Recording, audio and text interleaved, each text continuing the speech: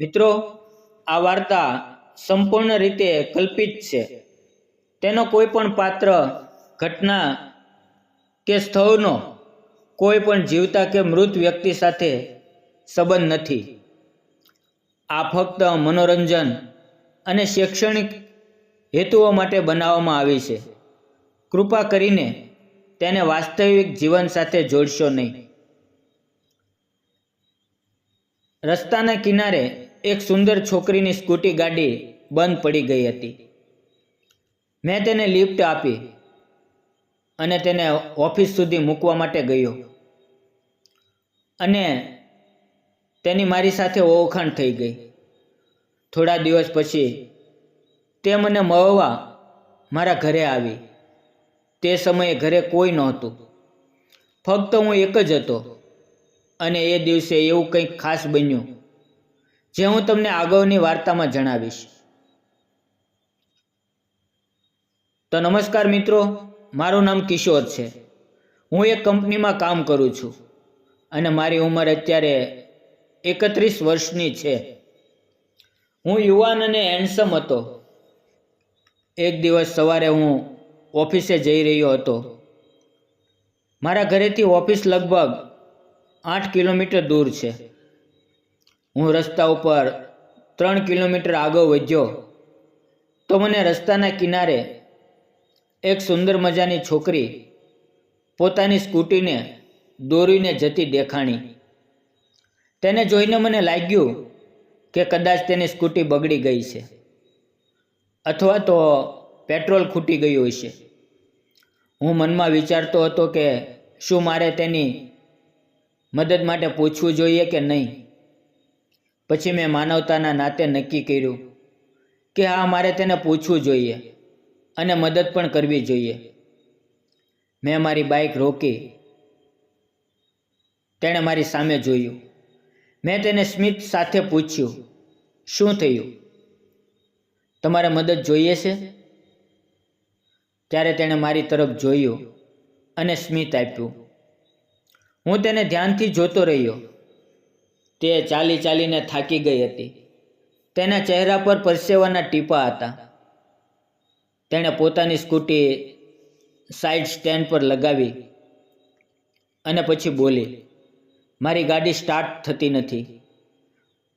હું મારી બાઇક પરથી નીચે ઉતર્યો અને તેની ગાડીની કિક મારી, પણ તેની ગાડી ચાલુ ન થઈ. મેં ઘણી બીજી પણ કોશિશ કરી, પણ કોઈ ફાયદો થયો નહીં. મેં તેની તરફ જોઈને કહ્યું, ગાડીમાં કંઈક મોટો પ્રોબ્લેમ લાગે છે. પછી મેં તેને કહ્યું, તમે તમારી સ્કૂટી પર બેસો. હું પાછળથી મારા પગથી ધકેલીને ચાલુ કરવાનો પ્રયત્ન કરું છું. તે થોડી ગભરાઈ ગઈ, પણ પછી મારો વિશ્વાસ કરીને તે સ્કૂટી પર બેસી ગઈ. હું પણ મારી ગાડી પર બેઠો અને પાછળથી તેની સ્કૂટીને પગથી ધકેલવા લાગ્યો. આમ જ 1 કિલોમીટર ચાલ્યા પછી હું પણ થાકી ગયો અને અમે બંને એક જગ્યાએ ઊભા રહી ગયા. તે મારી સામે જોઈ અને સ્મિત કરતી હતી અને તેની આભારભરી લાગણીમાં મને એક જુદી ખુશી અનુભવાતી હતી. પછી આ રીતે ફરી 1 કિલોમીટર અમે આગળ ગયા અને એક ગાડી રિપેરિંગની દુકાન આવી. ત્યાં ગાડી મૂકીને મેં મેકેનિકને કહ્યું, મોટા, આની ગાડીને રિપેર કરી આપજે. સાંજે પાછા ફરતી વખતે લઈ જઈશું. કારીગરે હા પાડી અને મેં તેને ગાડીની ચાવી આપી. પછી મેં તે છોકરીને કહ્યું, તમારે ક્યાં જવું છે? મને જણાવો, હું તમને મૂકી દઈશ. તેણે તરત જ કહ્યું, હું તાલુકા પંચાયતમાં નોકરી કરું છું. તેણે મને લોકેશન બતાવ્યું અને હું તેને ઓફિસે મૂકી આવ્યો. પણ મિત્રો, મજાની વાત તો એ હતી કે તેની ઓફિસ અને મારી ઓફિસ બરાબર નજીક જ હતી, પણ અમે ક્યારેય એકબીજાને જોયા નહોતા. ત્યાં પહોંચીને અમે બંને હસવા લાગ્યા. તેણે મારી સાથે હાથ મિલાવ્યો અને કહ્યું, મારું નામ કોમલ છે અને મારી મદદ માટે તમારો ખૂબ ખૂબ આભાર. તેનું સ્મિત જોઈને હું એક પળ માટે ખોવાઈ ગયો. તે ખૂબ જ સુંદર હતી. ગોરો ચહેરો, લાંબા લાંબા વાળ, તેના ગુલાબી નાજુક હોઠ, કાયા, બધું જાણે સપના જેવું લાગતું હતું. મેં તેને કહ્યું, આભાર માનવાની જરૂર નથી, આ તો મારી ફરજ હતી. અને મારું નામ અમિત છે. અને મેં તેને કહ્યું, સાંજે હું તમને સાથે લઈ જઈશ. તેણે પણ હા પાડી. ઓફિસે ગયા પછી મારા મનમાં એક અજાણી હલચલ હતી. મને સતત એમ લાગતું હતું કે આજની મુલાકાત કંઈક ખાસ છે. હું ઓફિસના કામમાં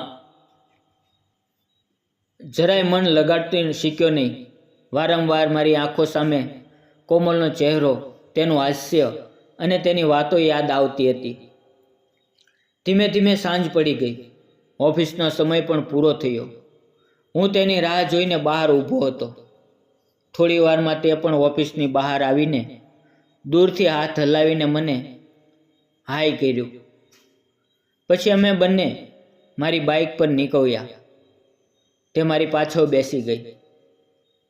જ્યારે પણ કોઈ સ્પીડ બ્રેકર આવતું ત્યારે હું ગાડી ધીમી કરી નાખતો. બસ આ રીતે વાતો કરતાં કરતાં અમે ગેરેજે પહોંચી ગયા. તે કારીગરે ગાડીને ઠીક કરી દીધી હતી અને એક બટન દબાવતા સ્કૂટી સ્ટાર્ટ થઈ ગઈ. મેં તેને પૈસા ચૂકવી દીધા. ત્યારે કોમલે ફરી એકવાર મારી મદદ બદલ આભાર વ્યક્ત કર્યો અને હસતા હસતા બોલી, શું તમે તમારો નંબર આપશો? મેં થોડી શરારતથી પૂછ્યું, શા માટે? તો તે હસતા હસતા બોલી, આમ તો કોઈ વાત નથી, પણ જો ફરી ક્યારેક સ્કૂટી બંધ પડી જશે તો તમને કોલ કરીશ. તેની વાત સાંભળીને અમે બંને હસવા લાગ્યા અને પછી મેં તેને મારો નંબર આપ્યો અને અમે બંને પોતપોતાના રસ્તે નીકળી ગયા. આ રીતે 2-3 દિવસ વીતી ગયા. પછી એક રાત્રે અચાનક મારા મોબાઈલ પર મેસેજ આવ્યો. તેમાં લખ્યું હતું કે, હાય, હું કોમલ. ત્યારે મારું દિલ ખુશીથી ધબકવા લાગ્યું. મેં પણ તરત જ જવાબ આપ્યો, હાય. હવે આમ ધીમે ધીમે અમારી વાતો શરૂ થઈ અને આવી નાની નાની વાતો અમને નજીક લાવતી ગઈ. એક દિવસ કોમલે મેસેજ કર્યો, શું આપણે કાલે ઓફિસ પૂરી થયા પછી મળી શકશું? મેસેજ વાંચીને મારી ખુશીનો પાર ન રહ્યો અને મેં હા પાડી. બીજે દિવસે સાંજે અંદાજે 5:30 વાગ્યે તેનો મેસેજ આવ્યો અને મને નજીકની હોટલ ઉપર કોફી પીવા માટે બોલાવ્યો. હું પણ ઝડપથી ત્યાં પહોંચી ગયો. અમે બંને એક ટેબલ પર બેસી ગયા. તેણે 2 કપ ગરમ કોફી અને સેન્ડવિચનો ઓર્ડર આપ્યો. કોફી પીતા પીતા અમે બંને વારંવાર એકબીજાની આંખોમાં જોતા રહ્યા. કોમલ થોડી શરમાઈ રહી હતી, પરંતુ તેના શરમાવામાં એક અલગ જ આકર્ષણ હતું. વાતચીત દરમિયાન તેણે મને પૂછ્યું, તમારા ઘરે કોણ કોણ છે? મેં કહ્યું, મારા ઘરમાં હું, મારી મા અને પિતાજી, અમે 3 જણા છીએ. પછી મેં તેને પૂછ્યું, અને તમારા ઘરે કોણ કોણ રહે છે? ત્યારે તેના ચહેરા પર એક ઉદાસી છવાઈ ગઈ. તેણે ધીમા સ્વરમાં કહ્યું, હું મારી દાદી સાથે રહું છું. મેં થોડા સંકોચ સાથે તેને પૂછ્યું, તો તમારા માતા પિતા? આ સાંભળીને તેની આંખોમાં આંસુ આવી ગયા. તે બોલી, જ્યારે હું ખૂબ નાની હતી ત્યારે જ મારા માતા પિતાનું એક કાર અકસ્માતમાં અવસાન થઈ ગયું. ત્યારથી હું મારી દાદી સાથે રહું છું. તેનું દુઃખ સાંભળીને મારું દિલ અંદર સુધી હચમચી ગયું. પછી હું બોલ્યો, તારામાં ખૂબ જ હિંમત છે કોમલ. ત્યારે અચાનક તેણે મને પૂછ્યું, તારા લગ્ન થઈ ગયા છે? મેં તેને કહ્યું, હજી સુધી મારા લગ્ન નથી થયા. તો તે હસતા હસતા ધીમા અવાજે બોલી, તો તે હજી સુધી લગ્ન કેમ નથી કર્યા? મેં તેને જવાબ આપ્યો, હજુ તો બધું બરાબર ચાલી રહ્યું છે. નોકરી પણ સારી છે, પગાર પણ સારો છે, અને હવે છોકરીઓ જોવાનું શરૂ કર્યું છે. અને મેં પણ તેને વાત વાતમાં પૂછ્યું, તારા લગ્ન થઈ ગયા છે? તેણે શરમથી માથું ઝુકાવ્યું અને બોલી, ના.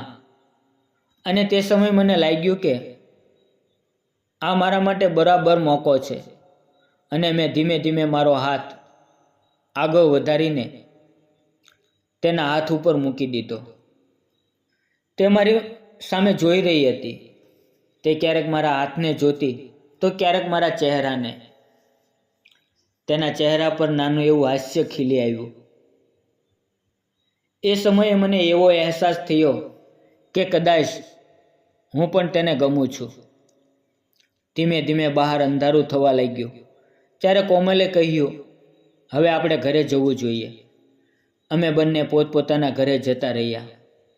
આમ જ થોડા દિવસો જતા રહ્યા. મેં તેને મેસેજ કર્યો, આજે મારા માતા પિતા ગામડે ગયા છે, તો આજે ઘરે આવ, હું તને મારું ઘર બતાવું. તે થોડા સમય શાંત રહી અને પછી બોલી, હું રવિવારે આવીશ. 2 દિવસ પછી રવિવાર હતો અને આજે મારો દિવસ ખૂબ ખાસ થવાનો હતો. જ્યારે કોમલ મારા ઘરે આવી ત્યારે ઘર જોઈને એ બોલી, તમારું ઘર ખૂબ જ સારું છે અને સુંદર છે.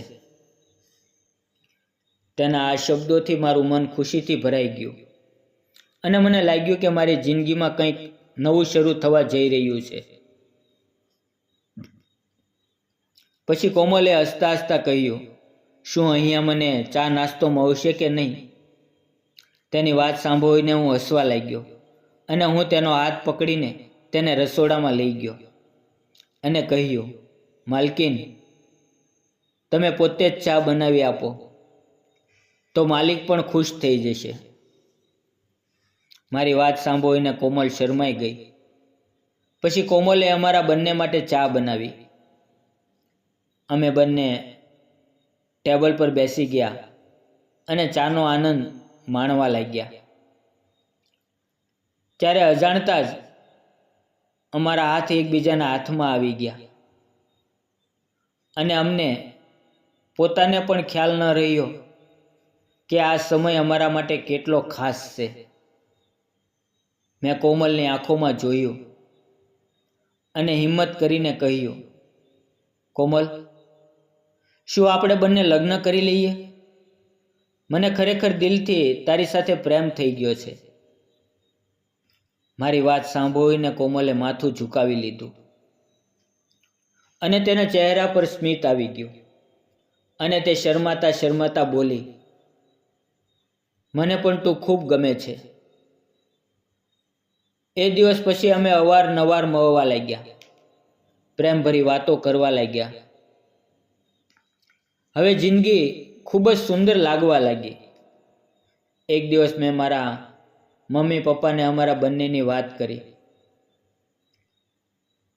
મને થોડોક ડર હતો કે ક્યાંક તેઓ મારો વિરોધ ન કરે, પણ આશ્ચર્યની વાત તો એ રહી કે મારા માતા પિતાએ ખુશીથી મારી વાત સાંભળી.